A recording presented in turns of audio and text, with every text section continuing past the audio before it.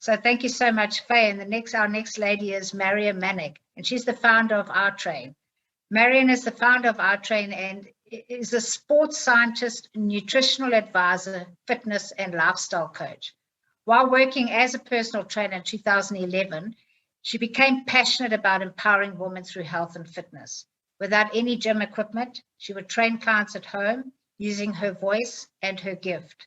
Soon her clientele grew, and knowing it was time to expand, she founded Our Train, a health and fitness studio for women. In 2017, she was recognized by the Manack Chamber of Commerce as the youngest Muslim woman to receive a finalist award at the Business Recognition Awards and the Manack Entrepreneurship Competition.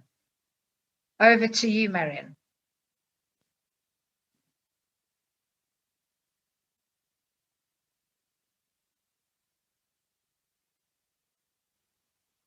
Hi, Marlene. What a treat to be able to be on this platform. And I sort of see the ladies as a savior to this year and, the tough times that we've been in. So such inspiring stories and such dynamic women.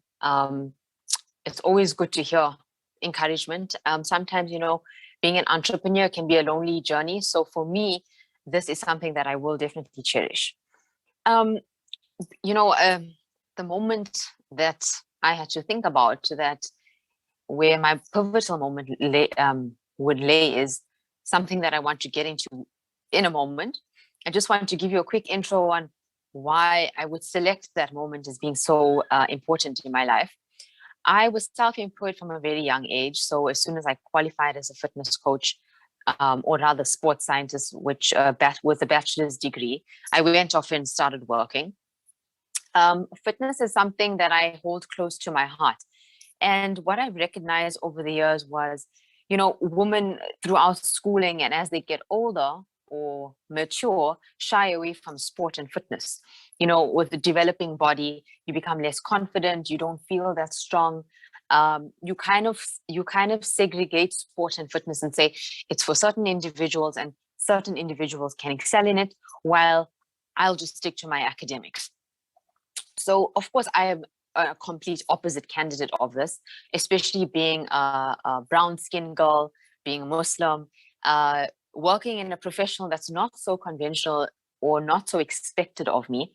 I regardless embarked on it with minimal support here and there.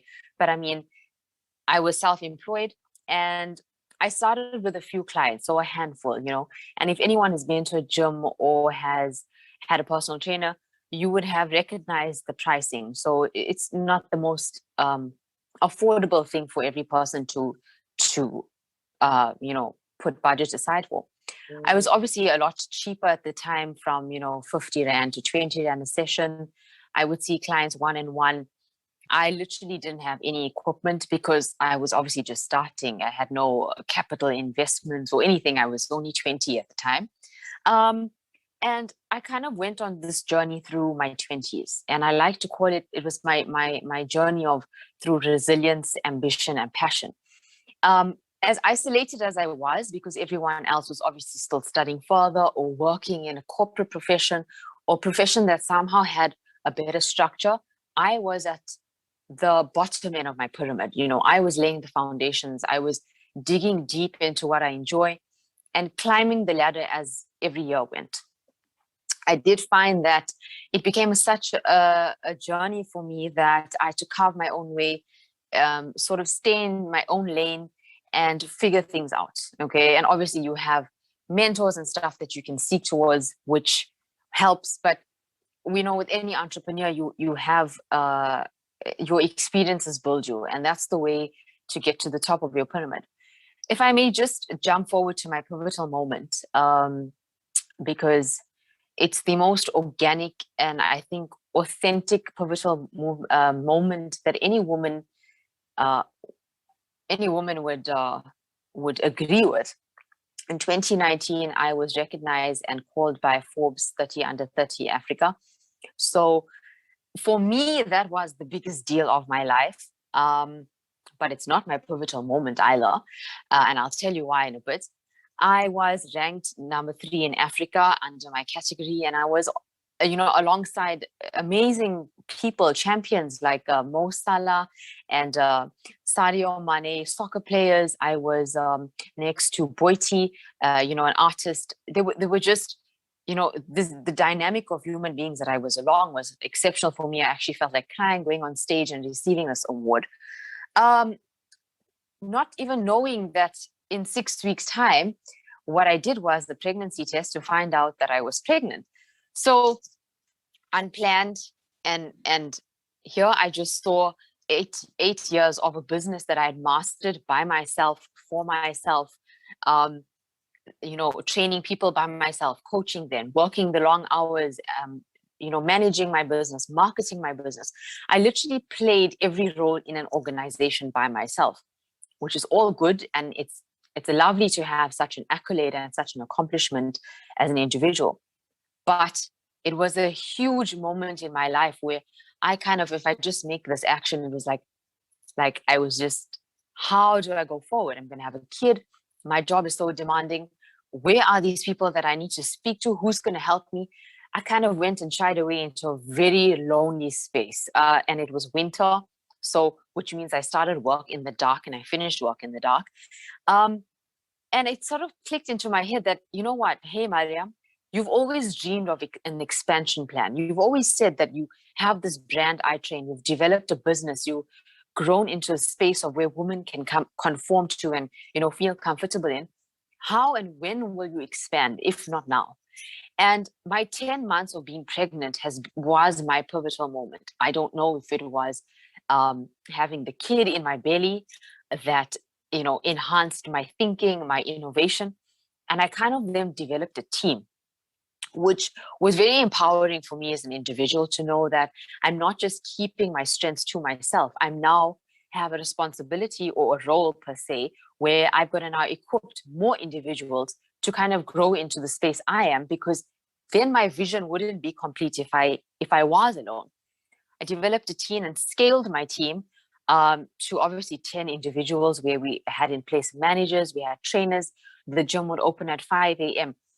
Just to reiterate the type of gym I do have, it's not your clinical weighted equipment gym like a Virgin Active. It's a functional studio, very personal, very private, very community-based. So the women resonate with each other, they support each other, there's close contact with everyone. And I was literally training 100 ladies a day individually by myself. And obviously, this pivotal moment was me realizing that with a kid and with a family expanding as a woman, your responsibilities just become more. And one would always want to say, I don't want to mix business and family, but that is something that I put on the top of my list to say, okay, look, Mariam, you've now got to hold the fort, make it successful, and do what it takes. There's no time to cry. There's no time to, there's no time for tissues here. We're running out of time. I went on and scaled my business, which, if any entrepreneur will know, is probably the most difficult thing to do. Because when you're on your own, you're in control. You have the yeses, the nos, you say, yay, nay, I don't agree, I disagree, I don't want to. So this was now leaving sort of the power into the hands of people that I trust. And obviously through multiple workshops, team workshops, kind of, putting a team together that's not only for my benefit, for themselves, to build up their professions and their careers, and to bring them to a point where they can also feel one day that, what, I feel more accomplished, and I'm happy to be part of this brand because this brand has empowered me. And that for me was the biggest change. And then obviously giving birth 2 weeks before a pandemic, where, I'm as Dr. Shazi mentioned, you kind of have this ethos when you're in the health profession that you want to be a perfectionist and you want to just do it right.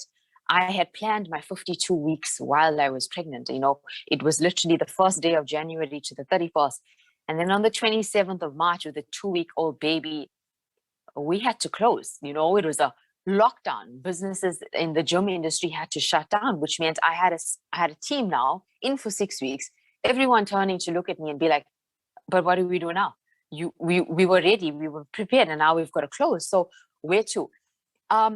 To date, if I can just skip that entire 1.5 years of being in a pandemic, my daughter's now 1.5, I managed to even build a bigger team through the waves of such a rough pandemic and a disjointed 2020 and 2021.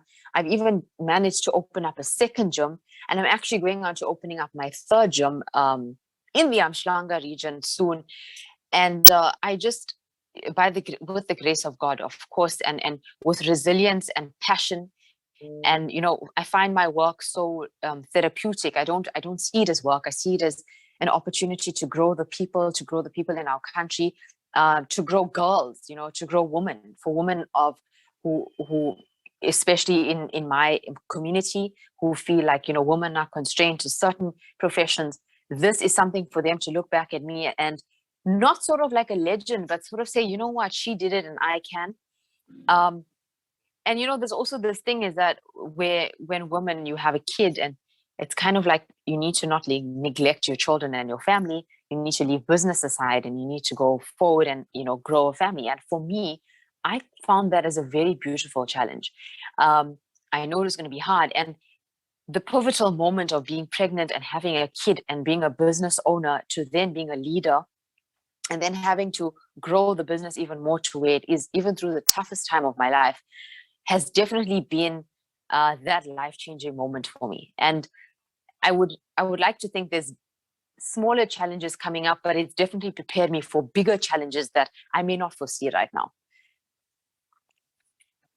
Thank you so much, Mariam. And yeah, it's amazing how we need these pivotal moments to happen in our lives for things to change, and sometimes more dramatic than others. But it's one thing that stood out for me where you spoke, and again, is pick your lane, you know what your goal is, and stick to it, no matter what.